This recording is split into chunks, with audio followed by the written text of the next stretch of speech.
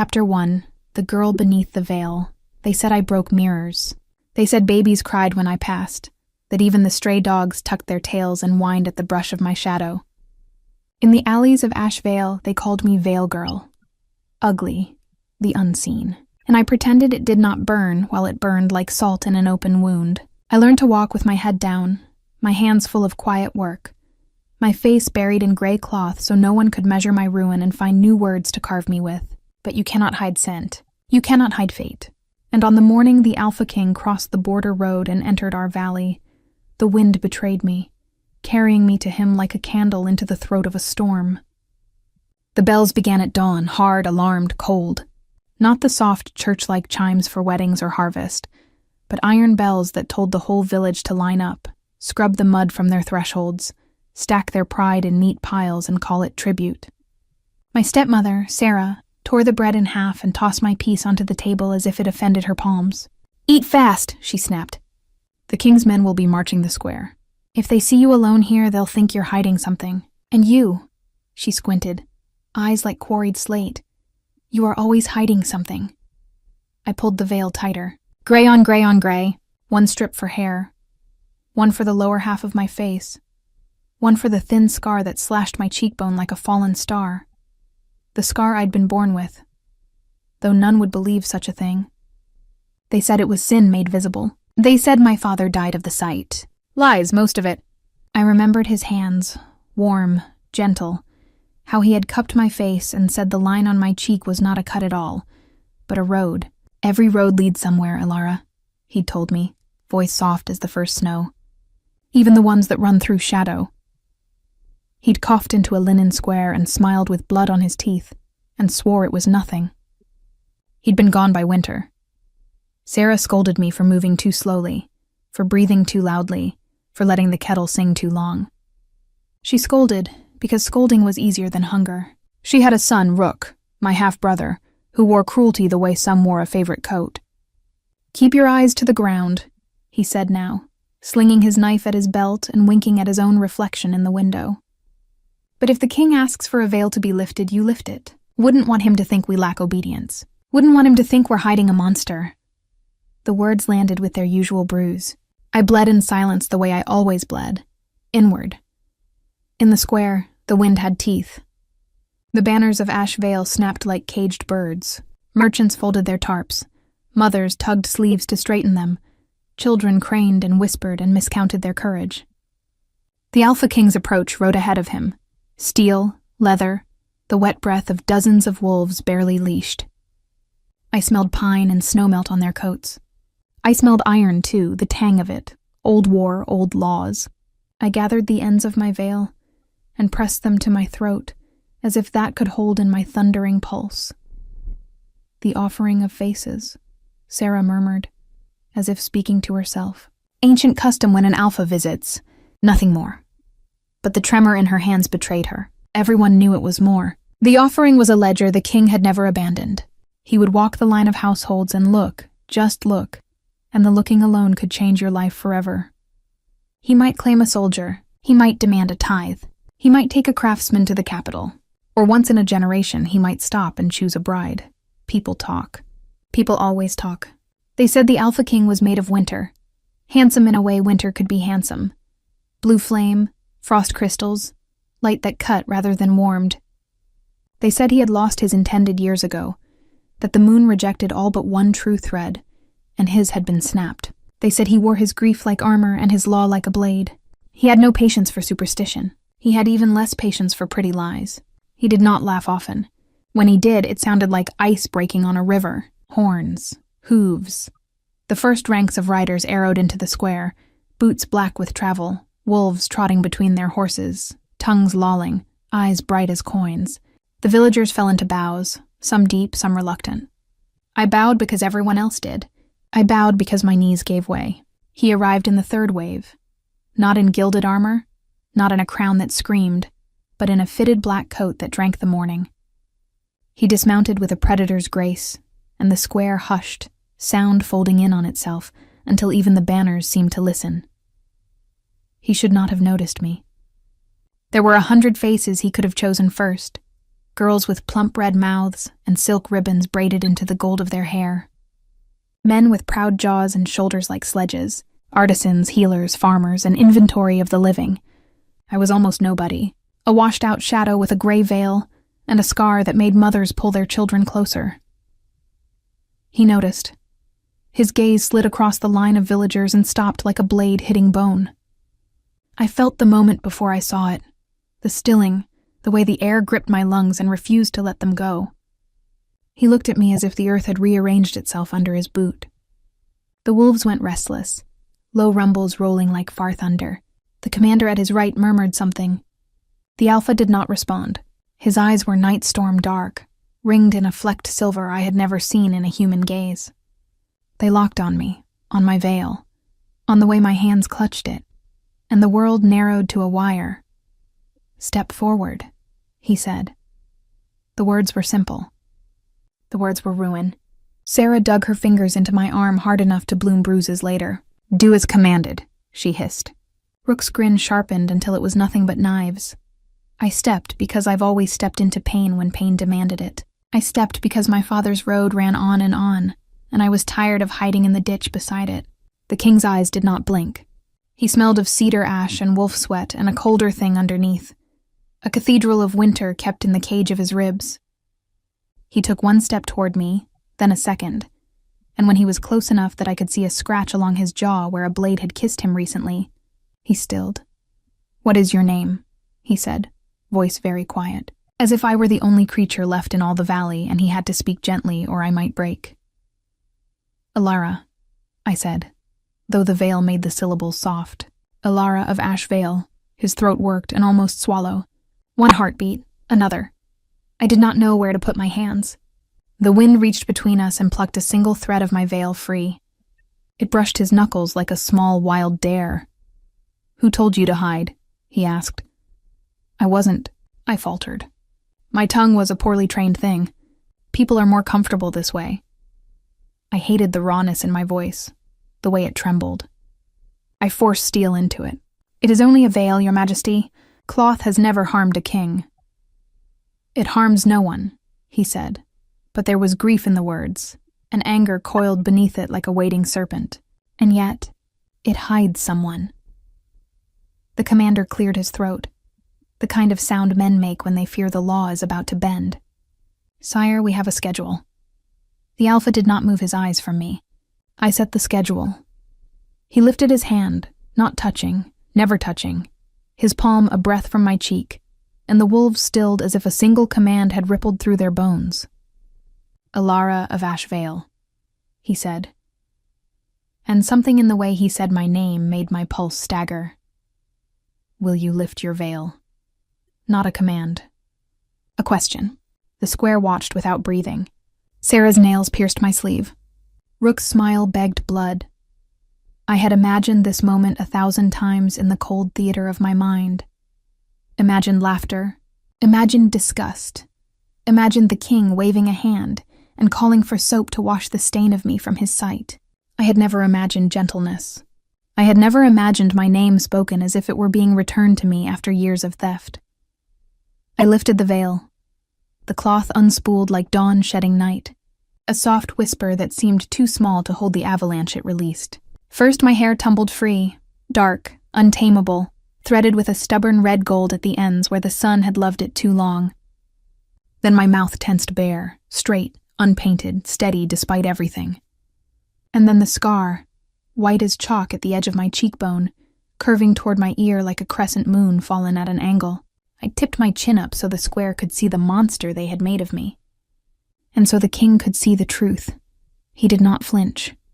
Shock spread through his face. Yes, but not revulsion. It was a precise, shattering recognition, as if a lock he'd been working at for years had suddenly clicked from the inside. He inhaled, and the breath was a sound, small, unbelieving. The commander took a step forward instinctively, as if to block the blow he thought would fall. Nothing fell. Instead, the king's eyes, those cold eyes, burned, not with pity, not with desire, with knowing. I felt the moment his scent changed. Wolf. Moonlight on the end of winter, pine splitting with sap, Something that lived under the skin of the world stretched, yawned, and came awake in the space between our breaths. The wolves began to whine, high and aching. Their paws danced against the packed earth. Men muttered in confusion. The Alpha did not blink. I felt pulled, threaded, claimless until then, and then not claimless at all. Fated mate. The words crashed through me like breaking glass, though no one spoke them. I didn't believe in that kind of story. Those stories were for girls who lived on the edge of town with herbs in their windows and songs in their throats. I didn't sing, I worked. I scraped. I survived. And yet my bones knew what my mind refused, knew it with a terrible relief that hurt worse than any wound. Impossible, the commander breathed. The king's jaw flexed. Silence. He took another step. Close enough now that if he reached, he could have cupped my jaw as fathers do with beloved children. He did not touch. He looked. He looked as if looking alone could rewrite the last 15 years of my life. "What did they tell you?" he asked me, voice carved down to something gentle. "About that mark," I swallowed. "That I was born wrong." My throat ached, but the words pushed through. That the moon cursed me. That ugliness was a debt my mother left me when she died. I forced a smile that felt like broken pottery. Some debts are never paid. He stared at the curve of scar as if it were scripture. The space between his brows folded, not in disgust, but in a grief so clean it almost cut. His hand hovered again, then lowered, careful. "My mother," he said, and the square seemed to fall away at the edges, "wore the same mark. The same cut of moon. She said it was a promise, not a curse." Sarah wavered. Rook swore softly, venom wrapped in honey. Somewhere to my left, a baby began to cry, as if it felt the pressure change and did not like it. I could not breathe enough air for all the questions. "I don't understand," I whispered. "You don't have to," he said. Fierce suddenly, as if there was something hunting us both and he had run out of patience with it. "You never should have had to." He turned, eyes sweeping the square like a blade. "Who told her that she was less?" he asked, not loudly. He did not need volume. Authority lived in his ligaments. Who braided shame into her hair and called it virtue? No one answered. Of course no one answered. The Alpha's gaze sliced through the rows. Men looked at their boots. Women busied themselves with nothing. Wolves lifted their noses to the wind. The commander's hand sank toward the hilt at his hip and then retreated, panic flickering and dying. The king looked back to me, and for a heartbeat he seemed very tired. "Ilara," he said. My name again. My name returned like a lost coin placed back in my palm. "Do you smell it?" I didn't want to. I did. It was everywhere. Him, me, the weave between, threads tugging, knotting. "Yes," I said, and the word shook like a new fawn finding its legs. He exhaled as if pain left his body on that breath and kept going, out across the square, up into the stubborn blue of the morning sky. Something softened in his mouth, not heat. Something older. Recognition. "The moon sets a road in some of us," he said. A whisper just for me, though the whole village leaned to catch it. "You carry it on your face. I carry it in my bones." Sarah found her voice, thin, reedy, desperate. "Your Majesty, please, she's a simple girl. She is not worthy of royal notice. We will pay any fine. We will sew a thicker veil." The Alpha cut her a look that cracked stone. "I do not levy fines against faces." He returned to me, and the crackle in the air lifted the hairs along my arms. "Ilara," he said a third time, simple as rain. The wolf's ears flicked. "Come with me. I will not force you, but come. There are truths you were owed long ago. There are hands that should have shielded you and did not." He tasted the wind as if reading it. "There are enemies who will come hunting the moment they scent what I have scented." A hush fell so deep I could hear rooks swallow. He shifted his weight, and his knife knocked very softly against his belt. The sound was a coin dropped in a temple. Fear trickled down my back in a cold thread. Not because the king frightened me, he did, but in a different key. Because for the first time in my life I was not invisible. I was seen, and being seen is a blessing, until it is a target.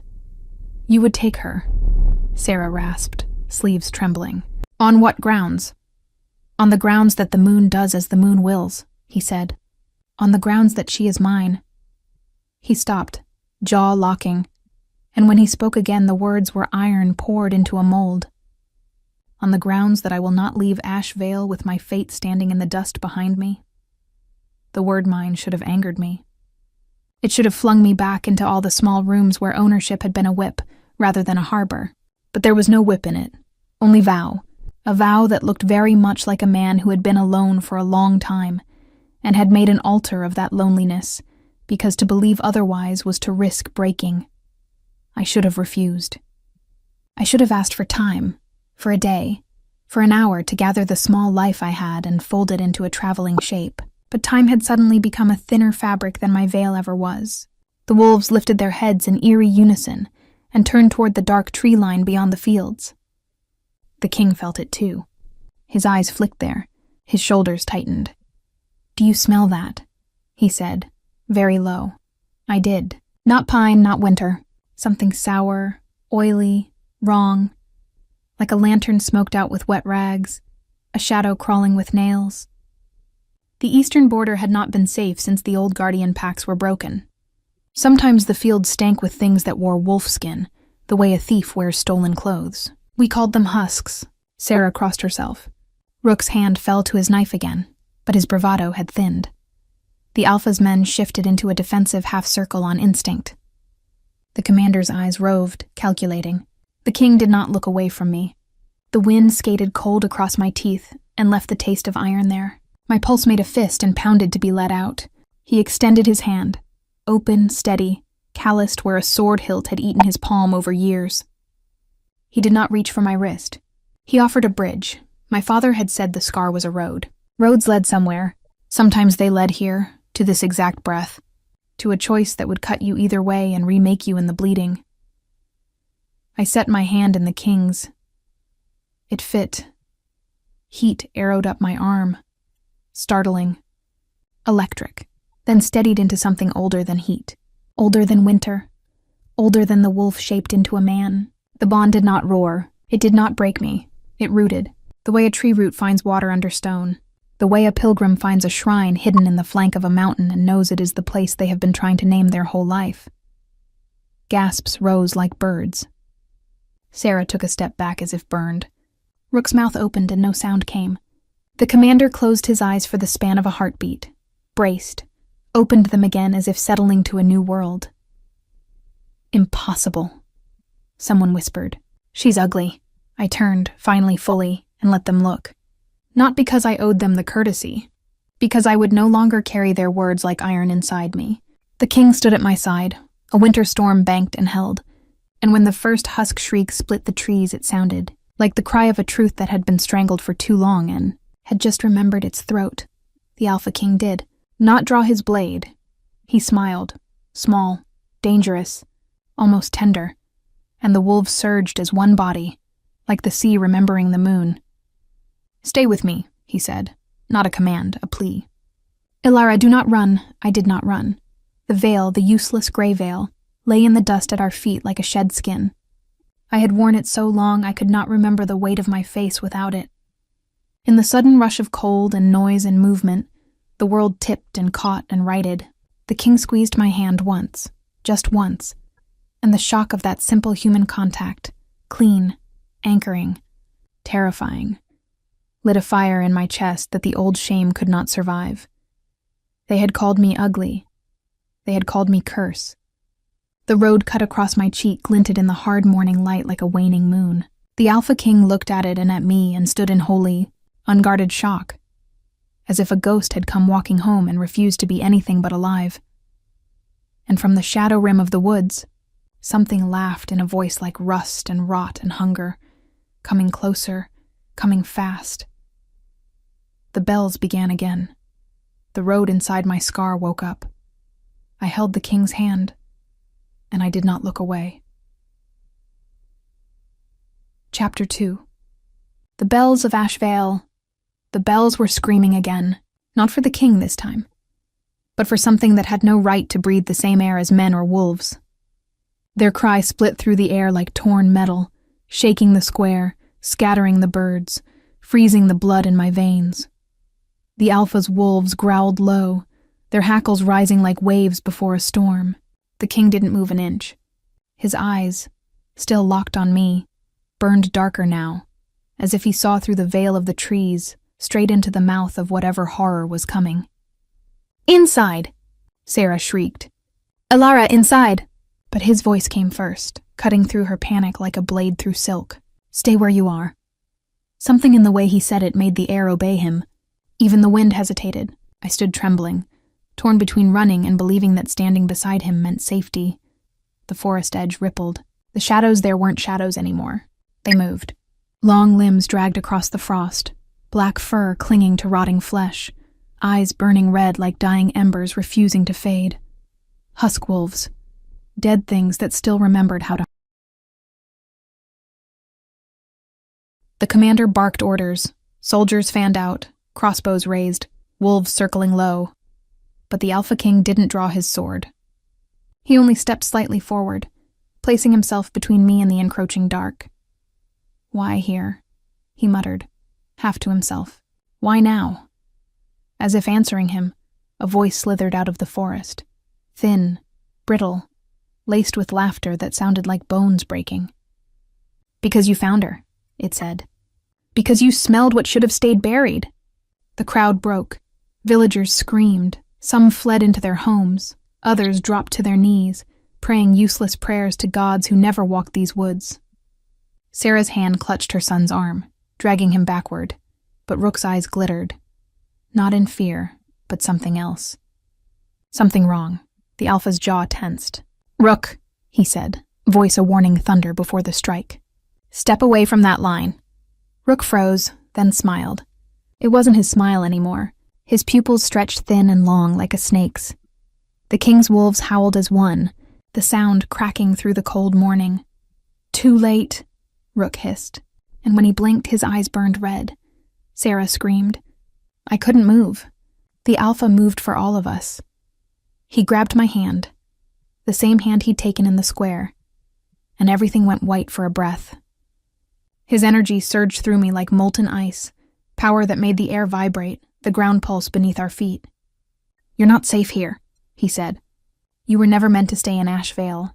He pushed me behind him just as Rook lunged. His body twisted in midair, half human, half beast, but not like a wolf. Wrong. His mouth split wider than it should. His bones cracked like timber. The Alpha met him mid-strike, claws out, eyes silver fire. The sound of their collision shook dust from the rooftops. Wolves dove into battle, tearing through the husks spilling from the tree line. The scent of blood and smoke swallowed the air. I stumbled back, the world spinning in chaos. People were shouting, running, dying. The commander yelled for the king to retreat, but the Alpha didn't hear him. His focus never broke. He was fury given flesh. When he moved, it wasn't like a man. It was a storm. Rook fell hard, his body hitting the frozen dirt with a wet thud, and for a heartbeat the world went silent.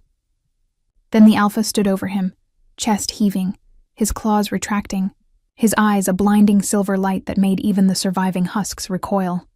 "Who sent you?" the king snarled. Rook's mouth twitched, blood bubbling at his lips, and that wrong voice spoke again through him, mocking, hollow. "You can't hide the girl forever." The moon marked her. "And the marked ones always burn."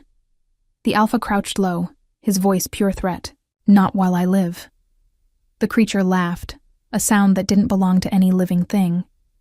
And then Rook's body went still, smoke curling from his mouth. The red in his eyes went out like dying coals.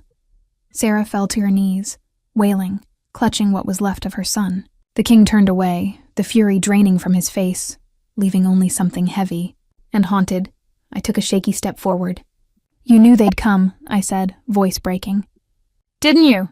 "Yes," he said quietly. "The moment I saw your scar, I knew the hunt would begin again." "Again?" His gaze found mine, sharp, endless, because this isn't the first time the moon marked a girl like you. The air trembled with that sentence. I could barely breathe. "What does it mean?" He didn't answer immediately. He looked at the burning forest edge, at the bodies that twitched still with fading magic. "It means," he said finally, "that you are not cursed, Alara. You are chosen. And that choice has enemies older than both our kingdoms combined. The villagers were silent now, too afraid even to whisper. The king turned back to them, his voice cutting clean through the smoke. "Ash Vale is no longer safe," he declared. "No one leaves this square without my men's escort. Seal the borders. Tonight the hunt begins again, but not for you." His eyes returned to me. For them. He turned back to me, closer now, close enough for me to see a thin scar running just under his jaw. "Elara," he said softly, "you have to come with me. If you stay here, they'll come again, and next time, I might not be close enough to stop them." I wanted to protest, to ask who they were, what he meant by chosen, but my voice wouldn't come. The only sound left in me was the pounding of my heart.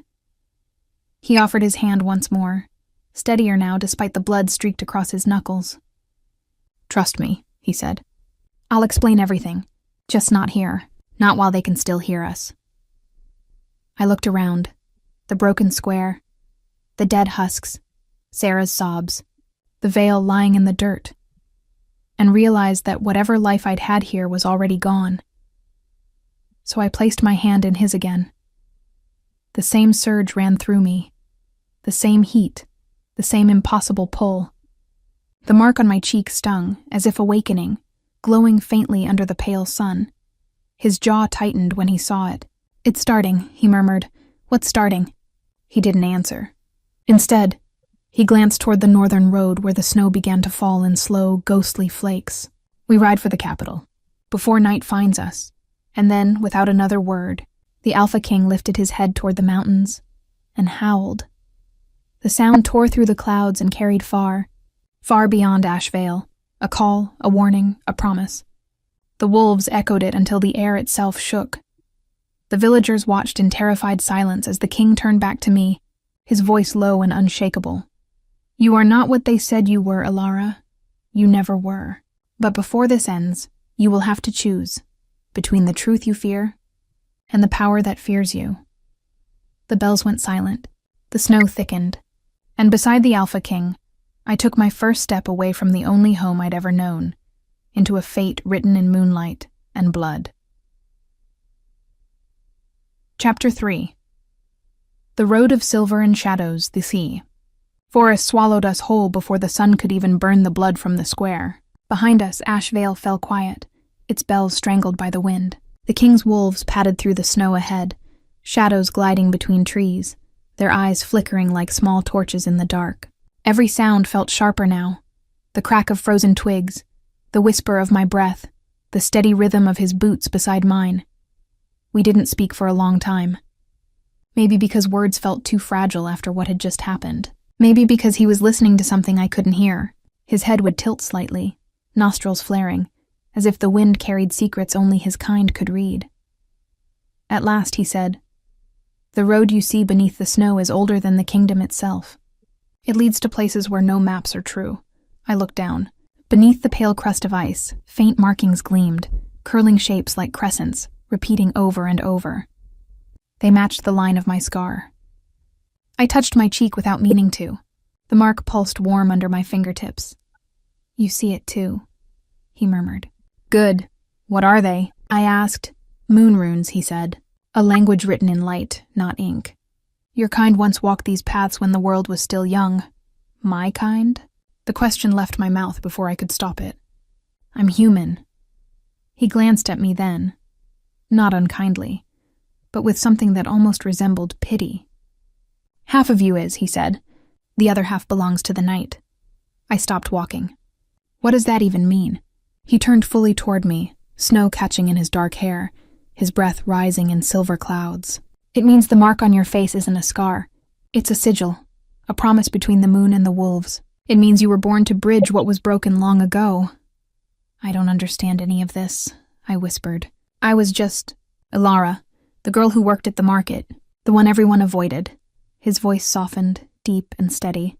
"You were hidden, not forgotten." "There's a difference," a howl answered from somewhere far behind. Long, low, mournful. He stiffened instantly. "They're following." My stomach twisted. "The husks?" He nodded once. "Husk wolves never travel alone. There will be more by nightfall." Fear clawed up my throat. "Can we outrun them?" His lips curved. Not quite a smile, not quite comfort. We can't outrun the dead, but we can outsmart them." He whistled sharply, and one of his wolves, a massive black beast with one silver eye, trotted forward. "This is Kale. He'll keep the rear. If you hear him growl, don't look back." The wolf's gaze flicked to me, almost curious, before it vanished into the trees. We pressed on. Hours blurred into the gray light of evening. My legs ached, my fingers numb, but I didn't complain. The king walked with relentless purpose, though every so often I'd catch him glancing at me, quick, measuring glances, as if making sure I was still real. At one point I asked, "Why me?" "Why now?" He hesitated before answering. "Because fate delayed us too long, because I stopped believing the moon would ever send her chosen again." His eyes darkened. "And because you carry something they want, something that could unmake the Alpha line if it falls into the wrong hands." A chill worse than winter crawled across my skin. "What is it?" He looked away. "You'll know when it wakes." I wanted to ask more, but his tone closed the door. We walked on in silence until the trees thinned and a valley opened before us, vast, silvered by frost. In the center stood a ruined temple, its stones veined with light. It glowed faintly, like a dying ember refusing to fade. "Refusing to fade. This is the sanctum of the first moon," he said quietly. "No husk can cross its threshold. We rest here until dawn." Inside, the air was warmer, humming softly like a heartbeat under the floor. Symbols pulsed on the walls, the same crescent patterns from the road, looping endlessly. I traced one, feeling it thrum beneath my fingers. "They're alive," I breathed. "They remember," he corrected. He set down his cloak and gestured for me to sit. I sank onto the cold stone, exhaustion pulling at my bones. He crouched across from me, his expression unreadable. "Tell me," I said finally, "what happened to the last girl the moon marked?" His jaw tightened. "She died. How?" "She was betrayed," he said simply. "By someone who loved her. By someone who thought he could change what destiny demanded." His eyes flicked to mine, sharp and pained. I was that someone. The silence that followed wasn't empty. It was full of ghosts. "You loved her?" I asked quietly. "I thought I did," he said, until I saw her veil lifted and realized the moon had written another story altogether, one that started long before either of us was born. I felt a shiver run through me that had nothing to do with cold. "What story?" "The one you're in now," he said. "The one we can't escape." Outside, the wind howled. Kyle growled low in warning. The king stood immediately, every muscle tensing. "They found us." The walls of the temple pulsed brighter as if answering the threat. Light bled from the carvings, forming thin threads that wrapped around my wrists, warm and gentle. The scar on my cheek glowed in perfect rhythm. He turned to me, his voice low and urgent. "Alara, whatever happens, don't be afraid of the light. It's yours to command. What do you mean?" Before he could answer, the first husk slammed into the invisible barrier of the temple, a flash of red sparks, a scream like tearing metal. Then another, then a dozen. The king drew his blade at last, its edge catching the temple's glow. "They can't come in," he said. "But they can wait, and if we leave?" His eyes met mine, sharp, certain, almost sorrowful. "Then we find out whether you're ready to be what the moon made you." The mark on my face burned brighter, light spilling across the floor in silver veins. The wolves outside shrieked, blinded, retreating into the dark. The king looked at me, really looked, and for a heartbeat, there was something almost human in his gaze. "You were never the curse, Alara," he said. "You were the answer they feared." The light surged. The temple trembled. The husks fled howling into the night, and for the first time, I felt the power move through me. Wild, ancient, alive. As if the moon itself had opened its eyes and whispered my name. Chapter 4. The blood moon's omen. The dawn never came. Not the way it should have. The night simply thinned into a bruised kind of light, gray and red, bleeding together like the sky had forgotten how to heal. The temple's glow had faded by then, leaving the walls veined with the ghost of silver lines. My body felt heavy, not from sleep, but from whatever power had woken inside me. Every pulse of my heart still hummed with that strange light. The Alpha King stood at the entrance, one hand resting against the stone frame, watching the horizon with a predator's stillness. The wolves around him were restless, ears twitching, tails low, fur bristling with unease. The forest was too quiet. I rose slowly, the cold stone biting through my bare feet. My voice came out hoarse. "They're gone?" He didn't turn. "Gone is a word mortals use when they stop looking," he said. "Those things don't leave. They wait." I walked closer, the light of the new sky spilling over his shoulders like a crown of rusted gold. He looked older in that moment, still fierce, still unbreakable, but heavy with something deeper. Guilt, maybe. Or prophecy. What are they waiting for? I asked.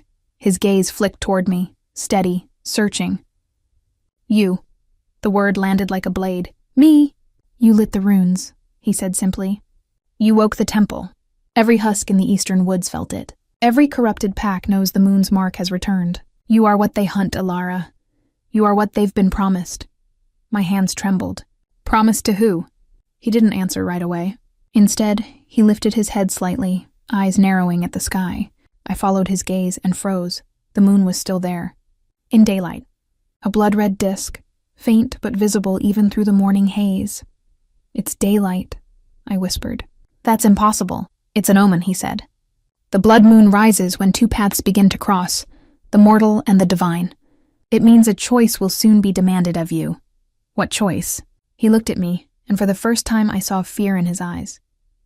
"Whether you will save us or end us." A sound cut through the stillness before I could breathe again. Hoofbeats, dozens of them, echoing through the valley. The wolves growled low, circling. The king straightened, his whole body going alert. He motioned to me with one sharp gesture. "Stay behind me." The riders emerged from the tree line, black armor, silver insignias, cloaks whipping in the cold. His soldiers, but their scent carried no loyalty. I felt it, the same wrongness that clung to the husks, faint, hidden under steel and sweat. The commander from the square was at the front, his face drawn tight. "My king," he said, "the council demands your return. They've called a summit." The king's voice was calm, but dangerous. "On whose orders?" "The elders," the commander said. "They claim your absence is treason, that you've broken the pact by taking the girl." The king's jaw locked. "The council has no authority over the moon's decree." "They think otherwise," the commander said, his tone darkening. "And they've sent more than words." From behind him, two riders dragged a body, wrapped in torn linen, trailing blood across the snow. My breath caught. The king went very still. The linen slipped, revealing a crest burned into flesh, his own royal insignia. One of his men. "They found this outside the capital gates," the commander said coldly. "Your loyalists have been executed. The council's guards patrol every border now. You've been declared compromised." The king took one slow step forward. "Say that again." The commander met his eyes, voice like stone. "The council believes you've been marked by corruption. They say the girl has bewitched you, that the curse has taken root again." I flinched. Bewitched. Curse. The words twisted the air like smoke. The king turned to me then, and his eyes softened, just for a heartbeat. "You see?" he murmured. "They've already begun to twist it." The same story, told again. "What will you do?" I asked quietly. He looked back at the commander. "I'll remind them who the Alpha truly is." The commander's hand shifted toward his weapon. "Then you leave us no choice." Before steel could flash, Kale lunged from the side, knocking one rider clean off his horse. Chaos erupted, wolves leaping, men shouting, blades drawn. The air exploded into motion. The king moved like lightning, his sword a blur, his power bleeding through every strike. I couldn't tell where man ended and wolf began. Each movement was precise, lethal, beautiful in its violence, but there were too many of them. "Run," he shouted, turning toward me. "Go now." I hesitated, foolish, frozen, until a blade missed me by inches. I turned and ran, through the trees, over roots that clawed at my boots, past shadows that whispered my name. The temple's glow behind me dimmed until it vanished completely. The forest swallowed me again, but this time, it felt alive. Branches bent away from my path. The snow shimmered faintly beneath my feet. My scar burned like fire, and then out of nowhere, a whisper, soft, melodic, curling around my mind like smoke. Elara, I stopped dead. Who's there? The wind shifted, and from the darkness ahead a figure stepped forward. A woman, tall, draped in black silk that moved like ink. Her eyes gleamed with the same red as the blood moon, and across her cheek ran the same crescent-shaped scar as mine. She smiled. Slow, knowing, cruel. My beautiful mistake, she said. How long I've waited for you to wake. The world tilted. My breath caught in my throat. Who are you? She tilted her head slightly, the faintest laugh escaping her lips. Oh, child, I am what your king fears most. She reached out a hand. The air shimmered around it, bending the light. Come closer and I'll show you what you truly are. Behind me, the wolves howled. The sound was desperate, panicked. The king's voice echoed faintly through the trees. Elara, don't! But the woman's voice was softer, sweeter, dripping with something older than comfort. They call you cursed, she whispered. But I call you mine. The mark on my cheek burned white-hot. The air tore open between us in a shower of silver sparks, half light, half shadow, and before I could move, her hand touched mine. Cold, perfect, final. The forest went silent. The moon pulsed red, and my world fell apart in light. Chapter 5. The shadow that wore her face light, silver, violent, endless, swallowed everything. Then came silence, a silence so thick it pressed against my chest until I thought I would break. When I opened my eyes, the forest was gone. The snow, the trees, the king, all gone. I was standing in a place that looked like a reflection, like the world had drowned, and I was walking on the surface of the water above it. The sky bled red and the ground shimmered like glass. My breath fogged the air, though there was no cold. The woman was still there, the one with my face, only now she smiled wider. You feel it, don't you? She said softly. The pulse, the pull, the moon waking in your veins. Where am I? I demanded. My voice sounded strange here, like it was coming from somewhere behind me. She walked closer, bare feet leaving ripples that glowed silver, between breaths, between life and what waits after. You crossed when I touched you. The moon pulled you through. I didn't mean to come here. No one ever means to, she said, but the chosen never walk by accident. Her eyes gleamed red, but it wasn't just color. It was memory, burning, alive. Tell me, little one, did he tell you who you truly are? The king said I'm marked, I whispered, that the moon chose me for something. The woman laughed, a sound both beautiful and broken. He told you half of it then. He always does. She circled me slowly, like a predator learning the shape of its prey. You carry the moon's mark. That much is true, but it is not a blessing. It's a fracture, a crack in the wall between their world and mine. Every 100 years one is born with it, and through that scar the moon itself looks back. Looks back? Her hand hovered near my cheek, the mirror of my scar glowing faintly. Through you it sees. Through you it remembers what it lost. The wolves, the war, the betrayal that bound it to the sky. You are not just marked, Elara. You are the vessel through which the moon intends to walk the earth again. I stepped back, my pulse slamming against my ribs. No, I'm not. I'm just a girl. You were, she said. Until the Alpha touched you. His bond woke what I buried. Something twisted in my chest. You buried it? Her smile faltered, shadows sliding across her face like smoke. I was the first, she said quietly. The first moon blessed. The first to bear the mark. The king loved me once, long before you were born. Long before the world forgot our names. I stared at her. You mean the woman who died? The one he said was betrayed. She nodded, and the air seemed to tremble with her sorrow. I didn't die, Elara. I was sealed. He couldn't kill me, so he locked me away in the in-between. This place. He swore he'd never let the moon rise again. Her voice dropped. A whisper edged with fury. And then you came along. I didn't choose this, I said, shaking my head. I didn't even know— She laughed again, crueler now. No one ever chooses to be the end of the world, child. But here you are. The ground rippled, and for the first time, I noticed figures moving beneath the glassy surface. Shapes like wolves, but wrong, twisted, crawling with shadow. Their eyes glowed red as hers. They're yours? I whispered. They were his once, she said softly, until he condemned them.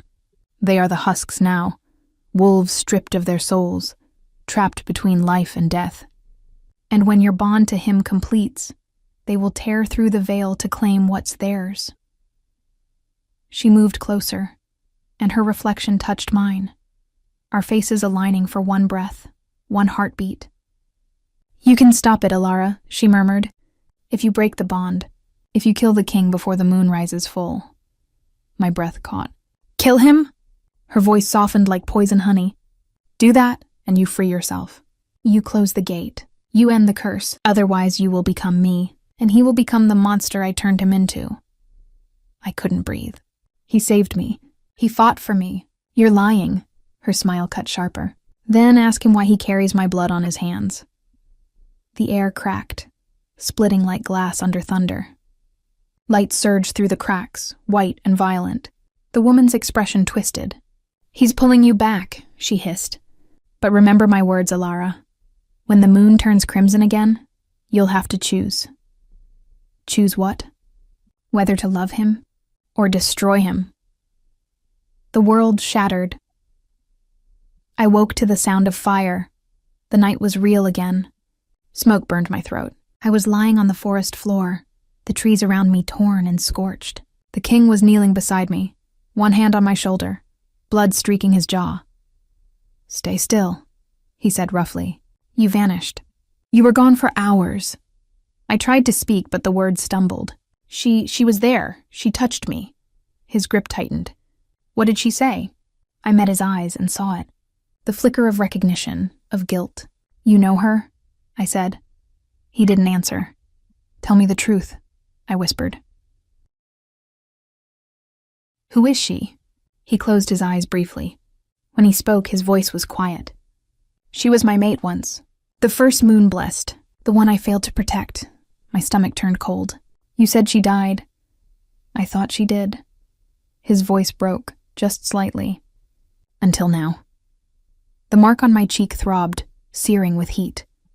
The air around us thickened, the smell of ash and iron heavy. She said the bond will open the gate, I said.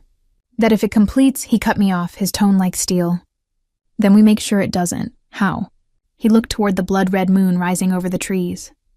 By reaching the capital before it's full. He stood, pulling me up with him.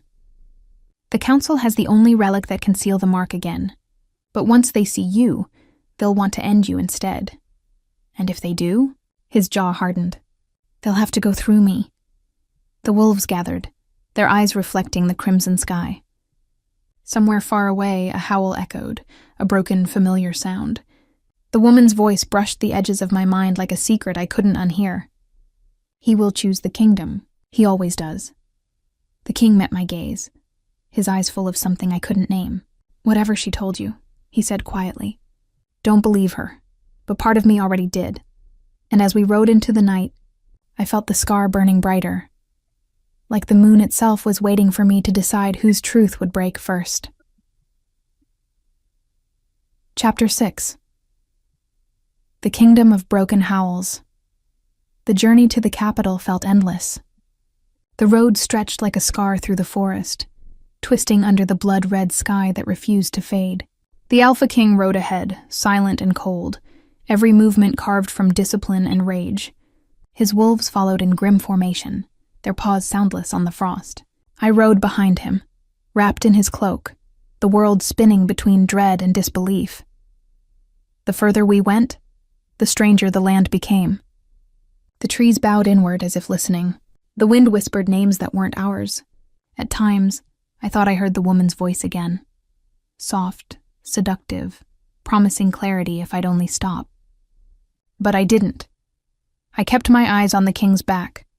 on the black coat that shielded me from everything I didn't want to face.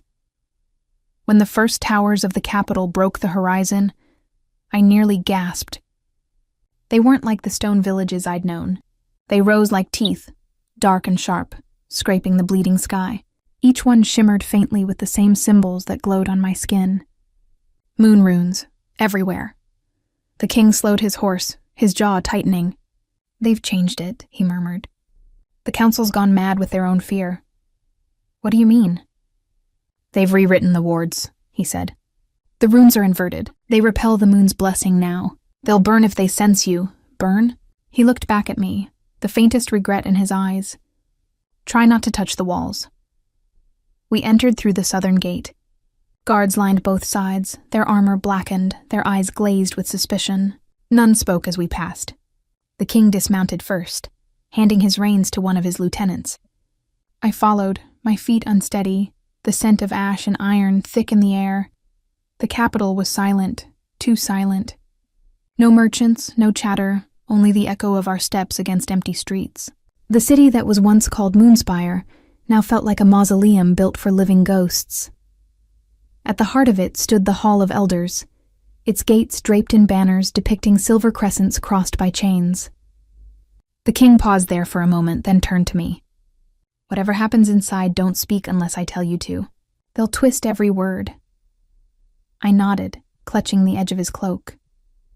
The doors opened with a groan that sounded like something ancient waking up. The hall beyond was vast, lit by cold fire that burned blue in floating orbs. At its center stood a circle of stone thrones, each occupied by a figure draped in white and gray, the elders.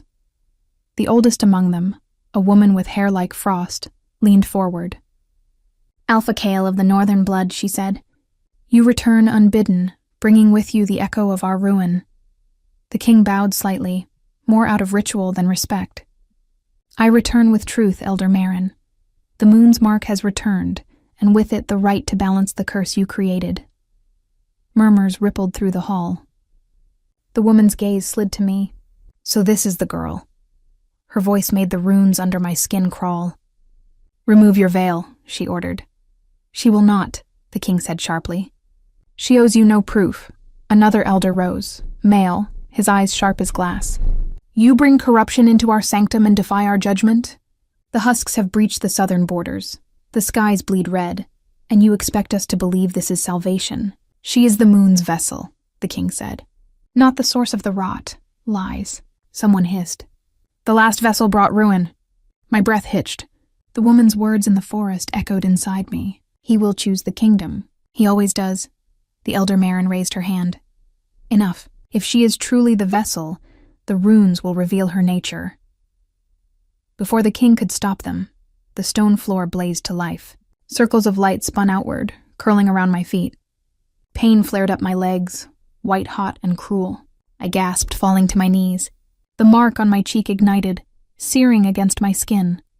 The king lunged forward, but invisible force flung him back. The elders chanted in unison, their voices weaving through the hall like a storm of knives. The light grew brighter, forcing me to my hands. My heart hammered so hard it felt like the world was pounding with it. Then through the blaze I saw her again. The woman, standing inside the light as if it were her throne.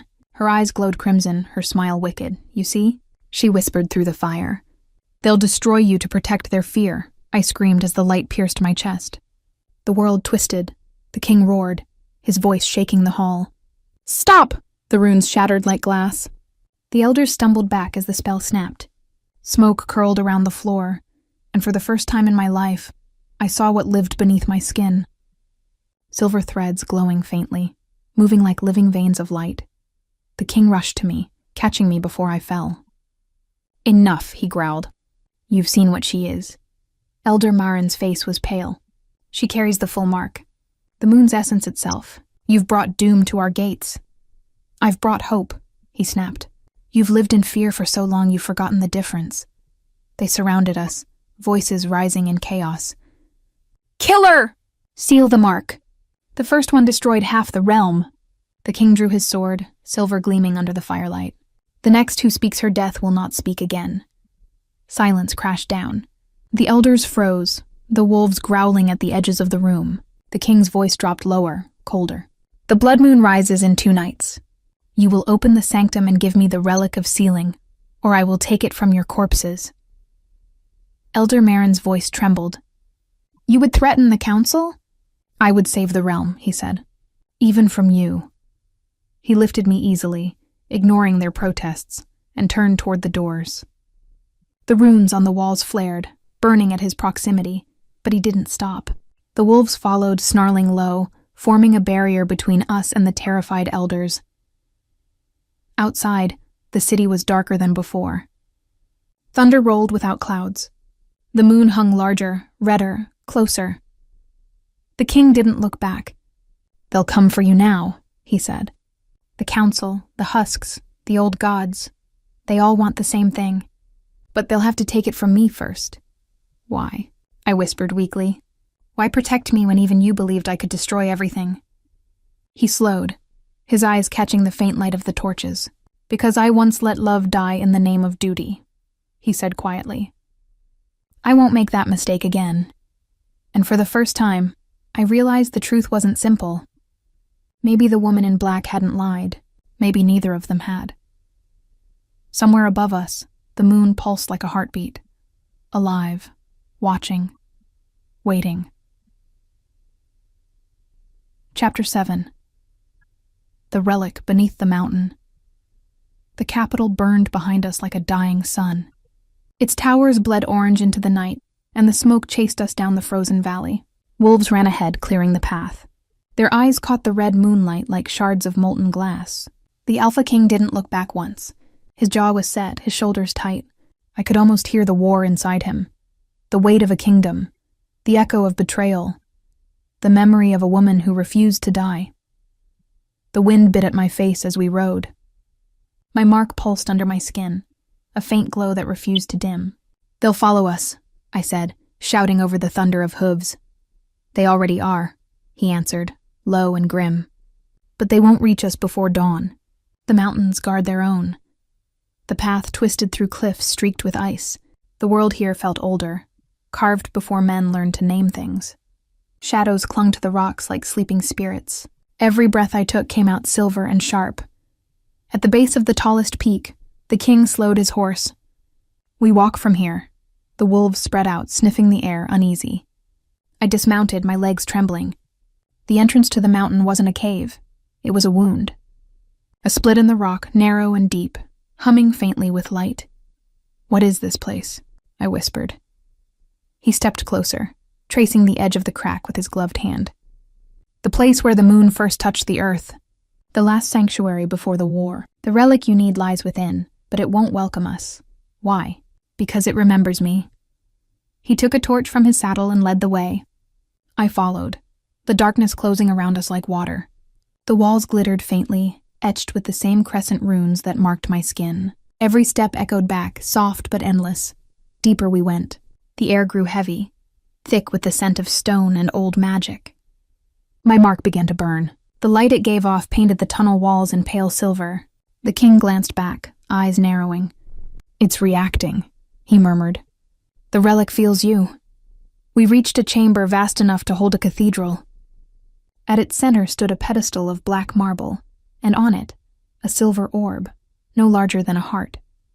It pulsed slowly, light spilling from its cracks. The heart of the moon, the king said quietly. The first blessing. The last curse. I stepped closer. The air shimmered, soft whispers curling around my ears.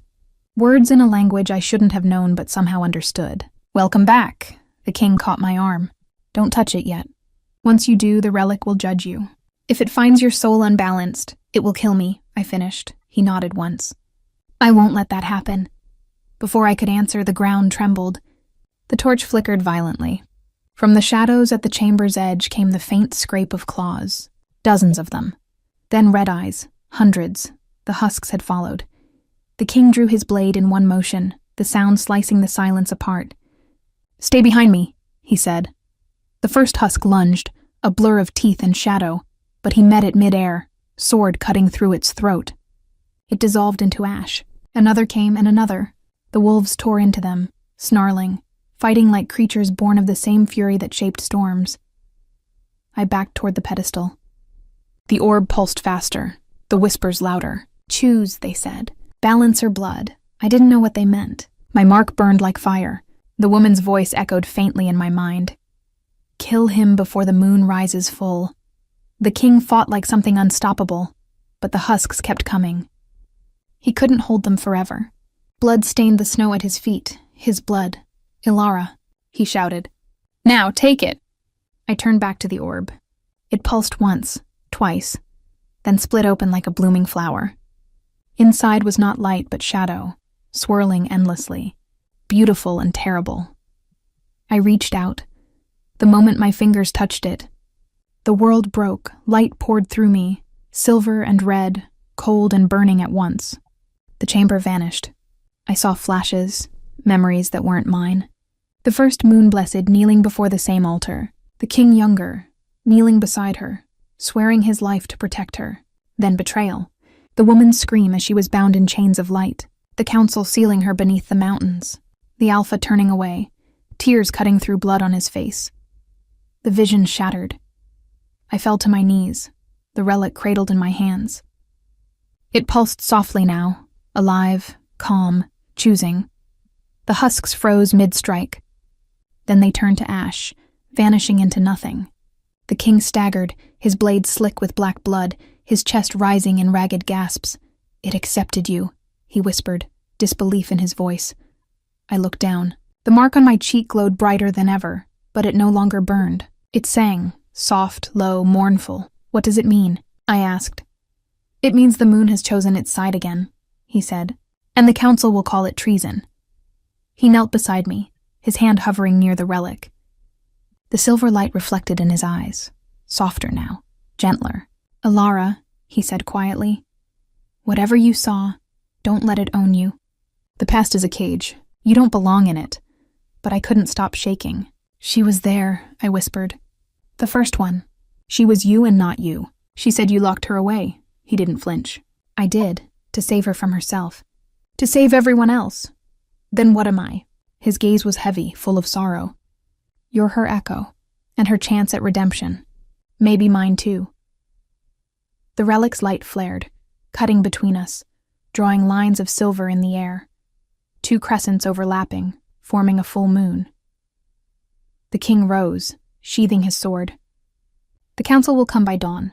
We move before they trap us here. The mountain has already chosen its side." As we turned toward the passage, the ground shook again, deeper, older. Far below, something vast stirred, as if the mountain itself was waking from sleep. The king looked back once, eyes narrowing. "The seal's breaking faster than I feared." "What seal?" "The one that holds her," he said. "The first moon-blessed. The one who wants your heart, and my head." The wolves howled, the sound echoing off the walls like a warning. I clutched the relic tighter, feeling its heartbeat sync with mine. Outside, the blood moon climbed higher. The shadows stretched longer, and somewhere beneath us, a voice whispered from the dark, soft, triumphant, endless. 2 nights left. Chapter 8. The storm that remembered her name. The mountain didn't sleep after that night. It growled like a living thing as we rode down its frozen spine, the wind howling through the peaks with voices that weren't wind at all. The relic pulsed against my chest with every heartbeat, cold and warm at once, like holding both moonlight and fire. It had chosen me, but I could feel it watching me too, waiting, judging. The Alpha King rode ahead, his black coat torn and blood-slick from battle. His wolves followed in silence, no howls, no growls, only the steady rhythm of movement that meant they were ready for another war. The sky above us had changed again. The moon was larger now, crimson at its core, the light spilling down like liquid metal. We rode until the trees swallowed the snow. The world shifted from white to black, from stone to shadow. I didn't recognize the forest anymore. It whispered differently now. Every branch, every gust of air murmuring my name. "Ilara, Ilara, don't answer," the king said suddenly without looking back. I wasn't going to, I muttered, though my throat had tightened. Why does it sound like my voice? Because it is, he said. The relic remembers its bearer. Every thought you speak becomes echo. Every doubt. Shadow. I touched the glowing stone hanging from its silver thread around my neck. Then it's dangerous to even think. He gave a low, humorless laugh. It always has been. The forest deepened. Branches hung low, heavy with mist that glowed faintly blue. The wolves grew uneasy, their tails dipping. The Alpha King slowed his horse, eyes scanning the trees. We're close, he said, to the hollow. What's there? An old pack. They swore allegiance to the first moon blessed before I ended her reign. I stiffened. And you think they'll welcome us? No, he said simply, but they'll remember my voice. We dismounted near a shallow clearing, where the mist gathered like breath on glass. The king whistled once, a long, sharp note that cut through the quiet. For a moment there was nothing. Then eyes, dozens of them. Yellow, green, silver. Wolves stepped out of the shadows, massive and silent, their fur streaked with ash. From among them came a man, barefoot, tall, his body marked with glowing runes. His voice was low, edged with suspicion. Alpha Kale, the traitor king returns. The king didn't flinch. I came for the Hollow's knowledge, not your approval. The man's eyes flicked to me. The wolves behind him growled softly. You brought her. She is the vessel, Kale said. The moon's mark reborn. The man smiled. Cruel, knowing. You learned nothing from the first, then. He turned his gaze on me. Do you even know what you carry, child? I know it's called the Heart of the Moon, I said, trying to sound steady. And I know it's waking something old. He laughed, a sound like gravel and thunder. Old? You have no idea. That relic doesn't grant power. It remembers it. Every drop of blood, every curse ever bound to the moon, it sleeps inside that stone. And when it opens, it will take a body to wear. I swallowed. Whose body? His gaze darkened. Yours. The king stepped forward, hand on his sword. Enough riddles, Darren. The blood moon rises tomorrow. I need to know how to control it. You don't control the moon, Darren said. You obey it. Then we're both damned, the king said flatly. The two men stared at each other, the air thick with a history I didn't understand. Finally, Darren sighed. There is one way, he said, but it will break her. Kale's jaw tightened. Tell me. She must face the memory inside the relic, Darren said. If she survives it, she becomes the moon's will. If she fails, she becomes the first one reborn. The forest went still. Even the wind seemed to hold its breath. Kale turned to me. You don't have to do this, he said quietly. Yes, I do, I said. You said the seal's breaking. If I don't face it now, she'll take me anyway. He hesitated, then nodded once, like a man signing a sentence he couldn't bear to read aloud. Then I'll be there. Every second, Darren's eyes glimmered. You can't follow her into the relic. Not where she's going. That place isn't for wolves. Kale stepped closer, voice low. Then she won't go alone. He reached for my hand. The relic flared instantly, its light spilling over both of us, twisting into threads that wrapped around our wrists. The ground shuddered. The trees bent inward. The air cracked open like lightning through glass. Kale, I started. But he only said one thing before the world fell away. Whatever you see, remember this. You are not her. Light devoured everything. I fell, through air, through shadow, through memory. When I landed, I was no longer in the forest. I stood in a grand hall carved from silver and stone, the walls lined with mirrors that showed not reflections, but lives, hundreds of them. 1,000 faces, all mine. In the center stood the woman, the first moon blessed, the shadow of me. She smiled, slow and cold. You brought him again, she said. How predictable. I turned, and there he was. Kale, but not the Kale I knew. His hair was shorter, his eyes brighter. He wore no crown. And beside him the woman, me, stood, her hand in his, her mark burning red. They looked so alive. So in love. So doomed. This is your truth, the woman whispered. The bond that cursed the world. You think it's new? You're only repeating it. The mirrors shattered. The light bled. The ground cracked beneath my feet. Kale, my Kale, appeared beside me, gripping my shoulders, shaking me. Alara, listen to me. This isn't real. The relic burned between us, brighter, louder, alive. The woman's voice echoed through the breaking world. You cannot break the bond without breaking him. Kale roared. Then let it break me. The light exploded. I screamed. When the world stilled, I was on my knees in the forest again, gasping for air. The relic hung still and silent against my chest, dim but alive. The hollow was empty. The wolves were gone. The sky had turned black. Kale knelt before me, blood dripping from his lip, his voice a whisper. You pulled me out. I saw everything, I whispered. What she was, what we were. His eyes met mine. Then you know why I failed her, why I can't fail you. The relic glowed faintly between us, silver and red, two lights beating as one. The storm above cracked, thunder rolling like the voice of gods, and from far beyond the mountains, a sound answered, a howl deep and ancient, that shook the trees to their roots. The first moon blessed was awake. Chapter 9. The Night. The moon bled. The storm did not end with dawn. It only deepened, thick and wild, as if the sky itself was afraid of what it was about to see. Lightning tore across the horizon, and for the first time in centuries the moon hung low enough to touch the mountains. Red, vast, burning, a wound in the heavens. The wolves were restless, pacing in tight circles around us. Their eyes flickered between silver and crimson, as if the moon itself was trying to claim them. The forest that had sheltered us before was now unrecognizable, twisted trees bending toward the sky like they were praying to something cruel. Kyle stood at the center of the clearing, his cloak snapping in the wind. His sword glowed faintly with moonlight, the silver edge vibrating as if it sensed what was coming. He wasn't looking at the storm. He was looking at me. The relic around my neck pulsed again, faster, stronger. I could feel it sinking with my heartbeat, pulling, whispering.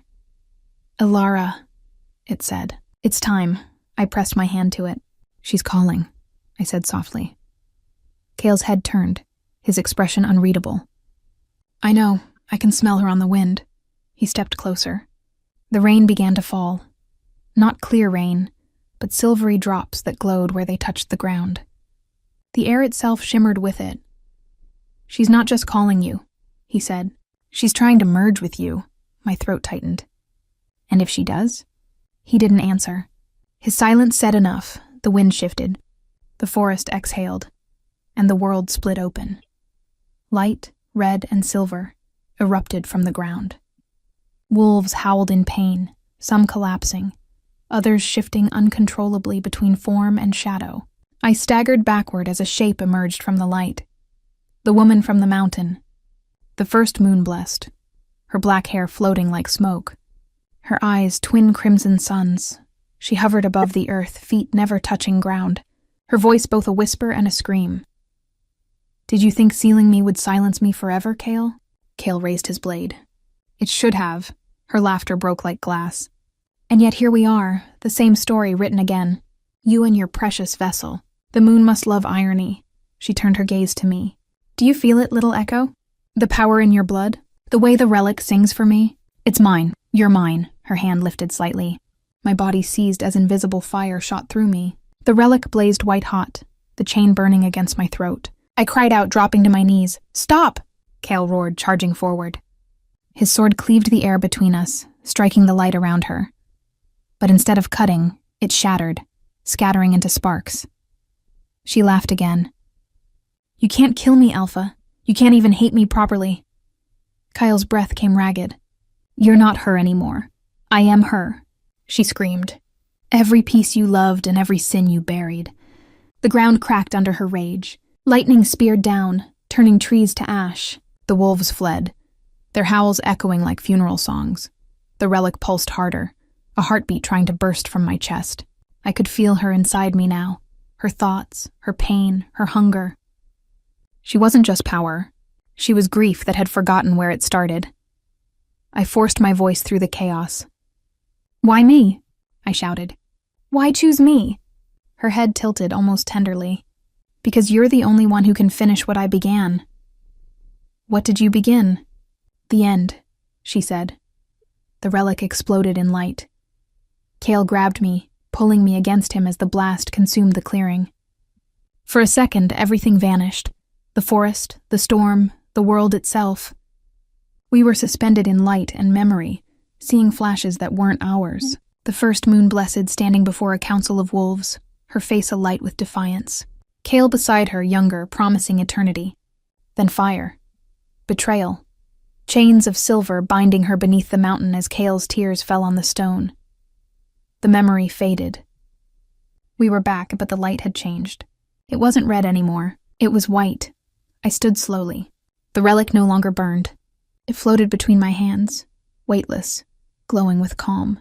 The woman, the first moon-blessed, stared, her expression breaking for the first time.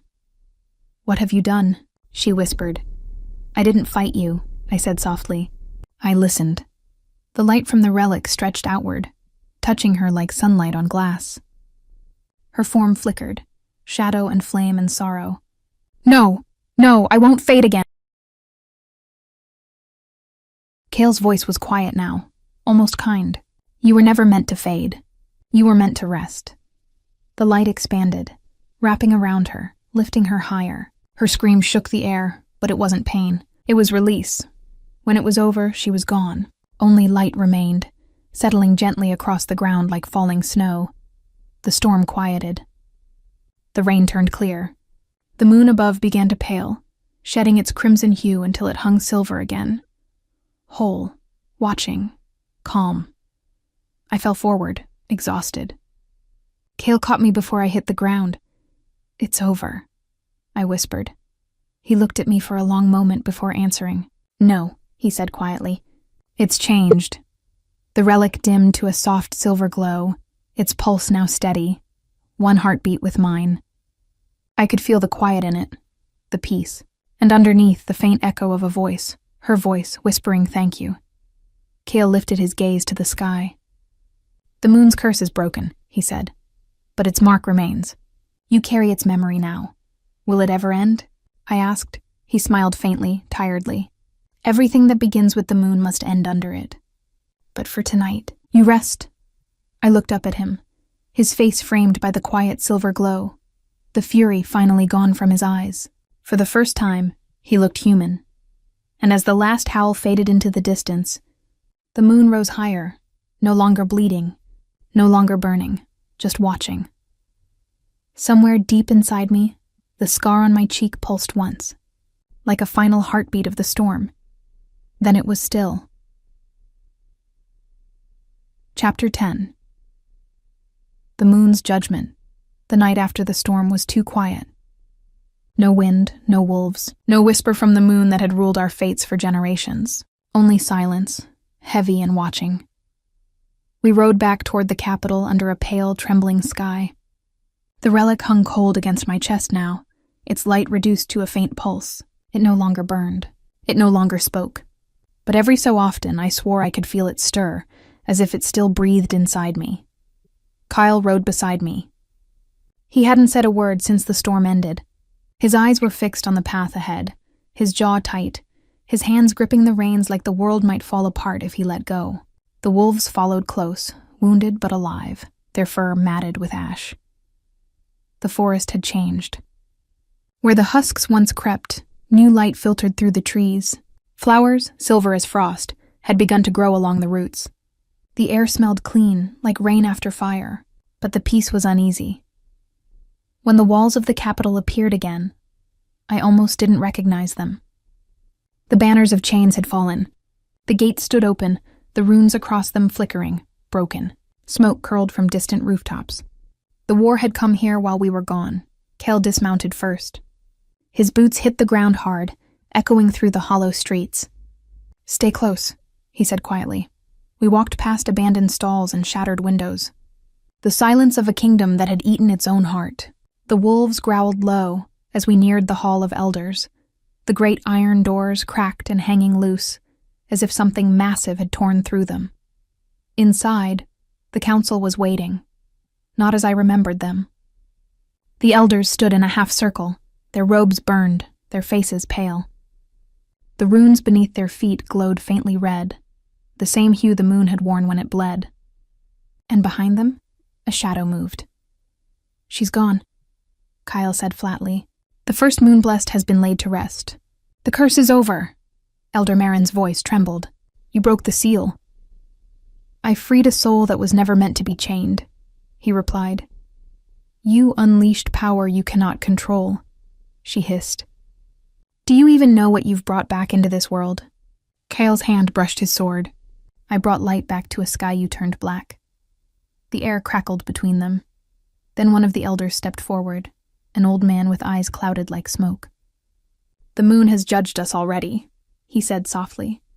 "Can't you feel it?" I did. The relic pulsed once, faint but certain. The light in the chamber shifted.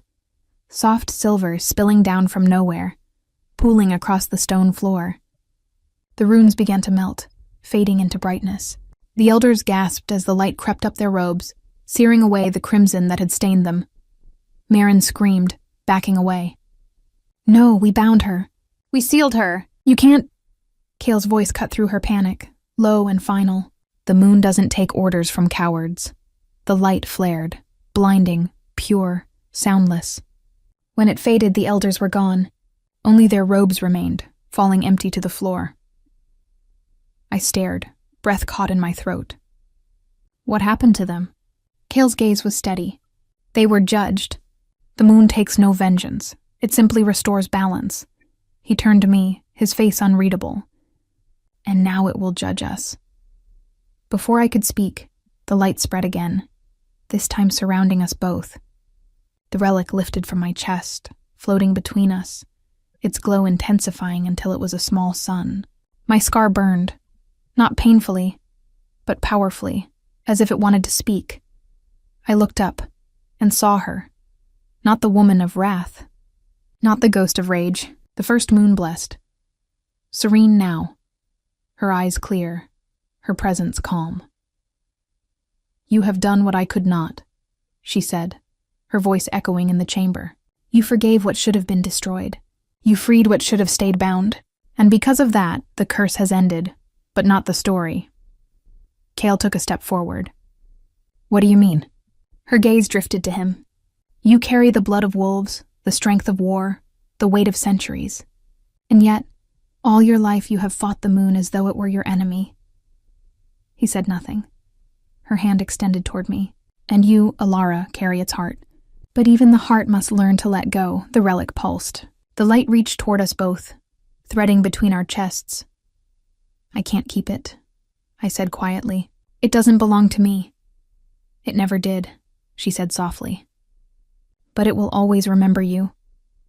The light drew upward, forming a column that pierced the roof of the hall, reaching toward the night. Outside, the clouds broke, and for the first time in years, the moon shone pure and white. No blood, no curse, no chains. The relic dissolved into that light, scattering like dust. I felt its weight lift from me, leaving only warmth behind. My mark dimmed until it was nothing but a faint shimmer on my skin. The woman's voice faded. "Live in balance, not in fear. That is all the moon ever asked." And then she was gone. The silence that followed was not empty. It was peace. Kale looked at me, his sword still in his hand, though his grip had loosened. "It's over," he said again, but this time it sounded like he believed it. I met his gaze. "What happens now?" He sheathed his blade and turned toward the broken doors, where the dawn was beginning to rise. "Now," he said, "we rebuild. A kingdom that remembers the light instead of the curse." I stepped beside him. The morning wind carried the faintest scent of wildflowers, new and clean. The wolves padded after us silently, their eyes no longer haunted. When we reached the gates, Kyle stopped. He looked at me, not as his fated vessel, not as a mark of prophecy, but simply as me. "You changed everything," he said quietly. "Even me," I smiled faintly. "You just remembered who you were." He breathed out a soft laugh. "Maybe." The first light of dawn touched his face, golden instead of silver. The moon sank quietly behind the mountains, leaving us standing in its wake, two survivors of a story older than both our names. And somewhere far away, In the stillness between heartbeats, I thought I heard her whisper again. Not cursed. Chosen. Chapter 11. The Howl After the Dawn. The light of morning carried no warmth. It fell across the ruins like pale breath on cold glass, touching broken banners, shattered shields, the still bodies of wolves who had defended the gates through the long night. The war was over, but the quiet it left behind didn't feel like peace. It felt like something holding its breath. The city of Moonspire had survived, though barely. Smoke still rose from its outer walls, and the air was thick with the scent of iron and ash. The relic's disappearance had stilled the magic that once pulsed through the kingdom, leaving an echo in its place.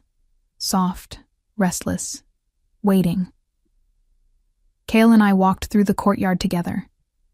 The cobblestones were slick with dew, or maybe with what the rain hadn't washed away. The wolves followed at a distance, watching me as though I'd become something they couldn't name. Maybe I had. The moon's mark was faint now, just a shimmer across my cheek. But the wolves saw what others could not. They felt the echo still living inside me. Kyle stopped before the fountain that once marked the center of the city. The water that used to run silver was dark now, reflecting only the gray sky. He stared into it for a long time before speaking. "The balance is fragile," he said. "The council is gone. The old laws burned with them. There's nothing left to guide the clans but us." I looked at him. His voice was steady, but his eyes betrayed the exhaustion beneath it. "Then we build new laws," I said softly. He gave a hollow laugh. "And who will listen? Half the pack still see me as a tyrant. The other half will never follow a human." "I'm not human anymore," I said quietly. He looked up sharply at that, eyes flashing silver. "Don't say that." "It's true," I whispered. "The relic changed me. I can feel it. There's something inside me now. A piece of her, maybe. Or a piece of the moon itself." Kyle stepped closer, his shadow falling over mine. "Whatever it is, it's yours to command, not the other way around. The moon chose you for balance, not for destruction. But balance always demands something in return," I said. He didn't answer, but the way his jaw tightened told me he knew. We turned toward the gates where the clans were gathering. Wolves in armor, elders wrapped in cloaks, messengers from distant mountains. They had come not to fight, but to see what would rise from the ashes of the old order. The whispers began the moment they saw me. "The marked one lives. The Alpha King walks beside her. The curse is gone, but for how long?" Kel raised his hand and the murmurs fell silent. His voice carried easily through the ruined square, deep and sure. "Moonspire fell because fear ruled it," he said. "Fear of power, fear of prophecy, fear of truth. No more." He turned to me, his gaze steady, asking a question without words. I nodded once. He stepped back, giving me the space to speak. I took a slow breath. "The moon doesn't demand worship," I said. "It demands balance. It doesn't care for bloodlines or crowns. It only watches to see if we remember what we've done." Faces lifted, eyes bright under the pale light. Some afraid, some in awe. "The curse ended because we stopped fighting each other," I continued. "Because we chose mercy when vengeance was easier. If we forget that, the curse won't need to return. We'll become it ourselves."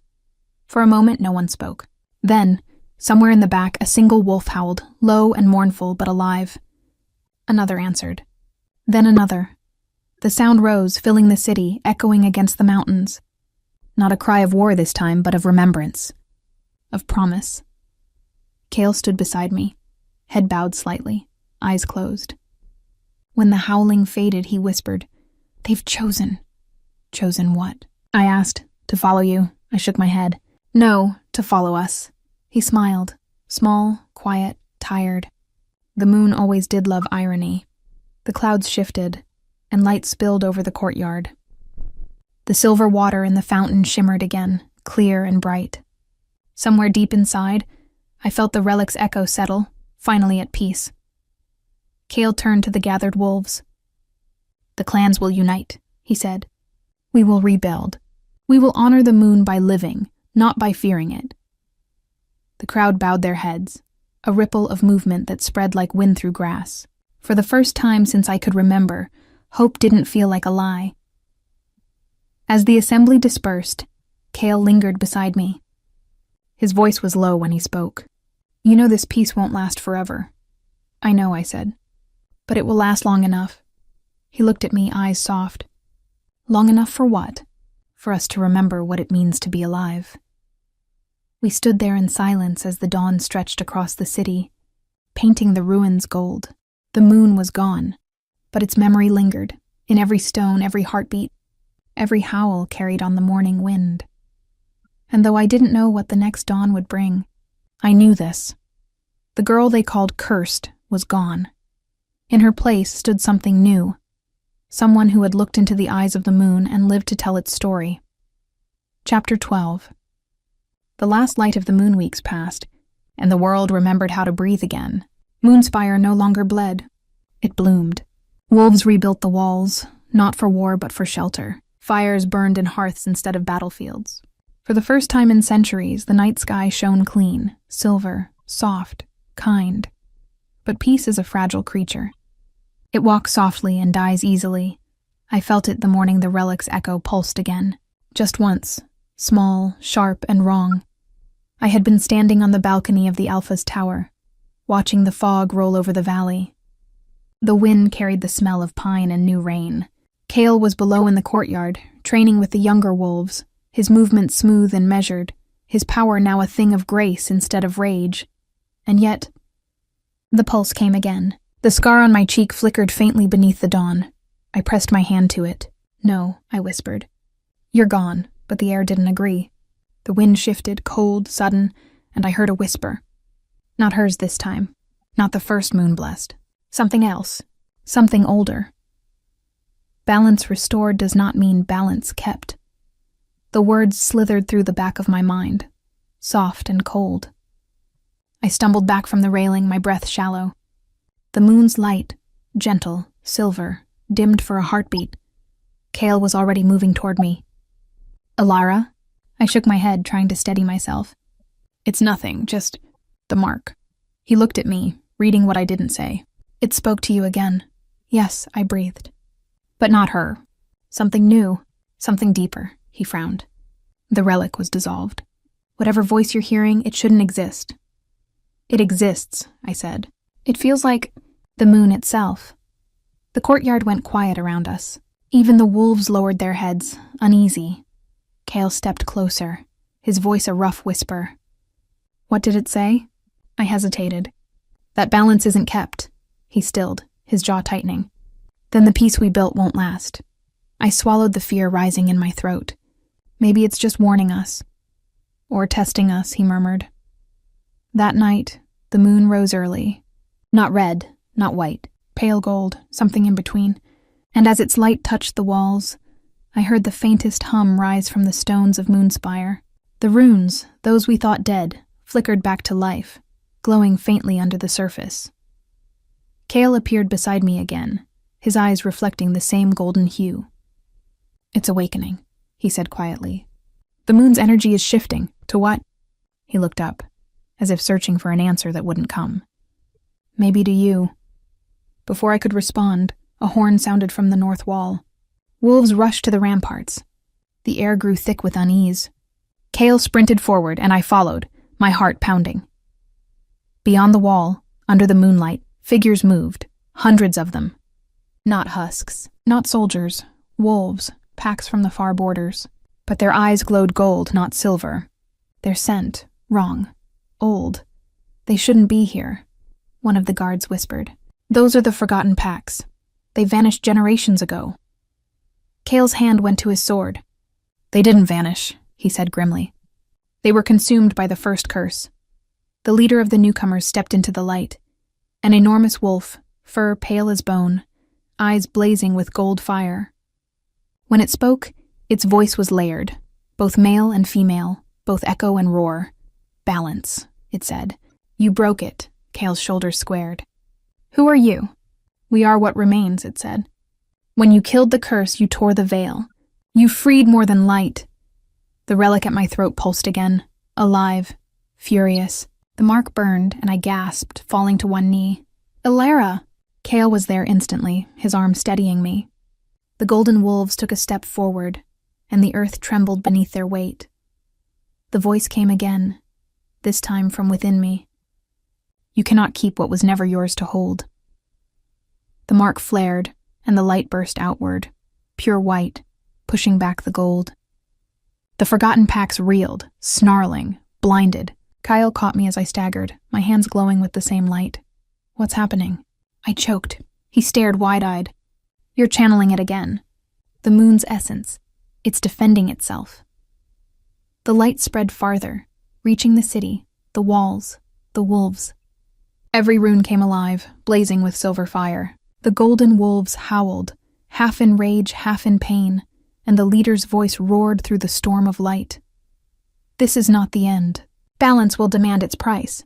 Then they were gone, vanishing into mist, leaving only scorched earth where they'd stood.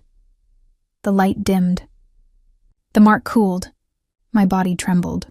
Kale caught me before I fell. They'll come again, I whispered. The moon's warning was real. He nodded slowly, his breath heavy in the silence. Then we'll be ready. The moon gave us one story to end. Maybe it's giving us another to begin. I looked up at him. The golden light still danced faintly across his face, mixing with silver. Two forces side by side, night and dawn, shadow and light, Kale, I whispered. If the moon tests us again, he interrupted softly, his hand brushing mine. Then we face it together. The moon climbed higher, golden and vast, casting its strange glow over the new kingdom. The air was still, the balance uncertain, but in the quiet one truth remained. The curse was never about darkness. It was about what light dares to awaken when it forgets to fear. And as the wolves howled again beneath the last light of the moon, I knew the story wasn't ending, it was becoming